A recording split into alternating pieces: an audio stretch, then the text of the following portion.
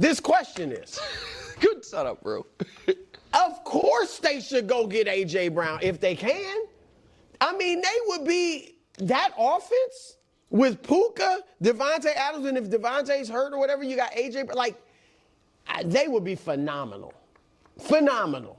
I wouldn't even run the ball if I was them. And I had A.J. with those three receivers. I mean, who's stopping them offensively if they got the, so yes, by all means, I don't know what they have to give up. That's the question. But they should try to get A.J. Brown. Future first-round pick is what it is. Well, you know how they feel about picks. Yeah. They almost did them picks this year. So, yeah, go get him. So I'm with Brew. On the Ram side of it, yes. If you are trying to say that this year we're going for it all and you feel like you can add value, which he clearly would add value to your team in the immediate, yes. On the flip side, I'm not so sure A.J. Brown would sign up for this, not just beyond 1 year, because that's what it would be. Because he wouldn't be the number one option? Well, it's not even, you talk about, the article talked about him sulking for the lack of targets. Well, he wouldn't lead the team in targets. He get a lot, though. He would he? Don't you think Stafford would be, I mean, I think he's your number one, but he would just be equal opportunity. I think the targets he would get would be more meaningful. They would be more like locked into showcasing, okay, he can still get open, he can still run intermediate routes, he can still separate, he's going to get opportunities to go for the 50-50 balls. But you talk about the Rams then the Eagles signing up to hand him to an NFC team that is on the brink, and you feel like, well, shoot, we're there too. AJ's used to being the most targeted guy on every team he's ever been on. Even when he's been mad in Philly, he still led the receivers in targets. He just hasn't had that season where it's 3 years ago, where he had 160 plus targets, 150 targets, like back-to-back years. His All-Pro year, making it All-Pro. His first 2 years in Philly, where he was one of the most he hasn't had that. In New England, he would definitely get that. Yeah, and he wouldn't definitely get that in LA. I still 100% believe that the Rams should do this. You're trying to win a Super Bowl right now, you're not trying to prepare for the future. The future doesn't matter at all. You're trying to do this right now and you're bringing in A.J. Brown and Brew. Well, Brew's saying is completely wrong about like I wouldn't even run the ball. The Rams set up the passing game through their run. They were an elite run team. They had the highest success rate in the NFL. I was banging on that drum all season long. They were elite. They just split the carries between 2 running backs, but when the 2 running backs were combined, they were above the Buffalo Bills and Cook. So that was just the way how they operated, and when they couldn't run the ball, their passing game really struggled. We saw that especially against the Seattle Seahawks in the second half of that, crazy game at the end of the season. And so yeah, but I talked about this before that was the problem with me with the Ty Simpson trade. Like your offense or the draft, I should say, your offense is ready to be so insane. Someone in one of the comments said, oh, I'm not you, you're wrong. We did not win the Super Bowl because we didn't have another offensive weapon. It's like that's not what I'm saying either. It's just that you can use that pick or you can use draft capital to improve your team, whether it's more on offense or on defense, and you've already improved on defense. Your offense was already nearly unstoppable.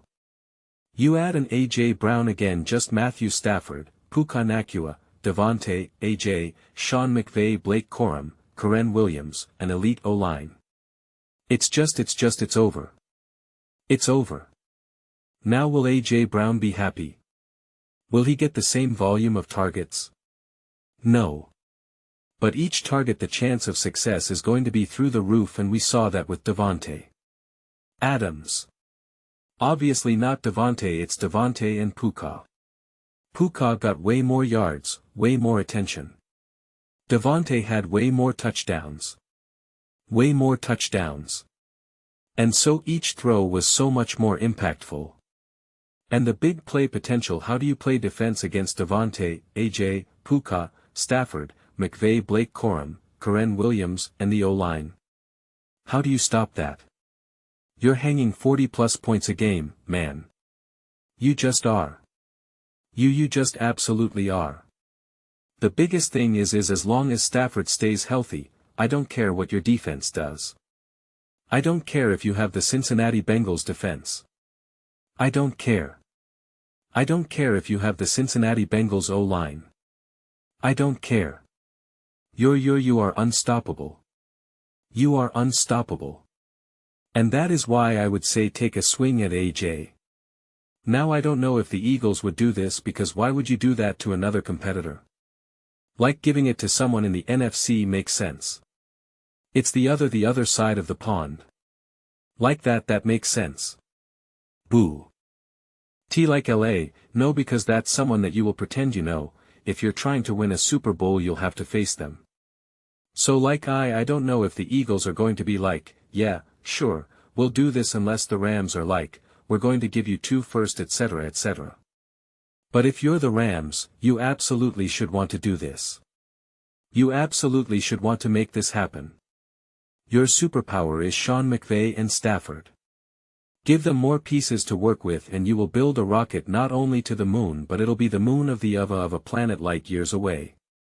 In a whole nother galaxy. You get AJ Brown, you'll have the most dominant offense in the NFL history.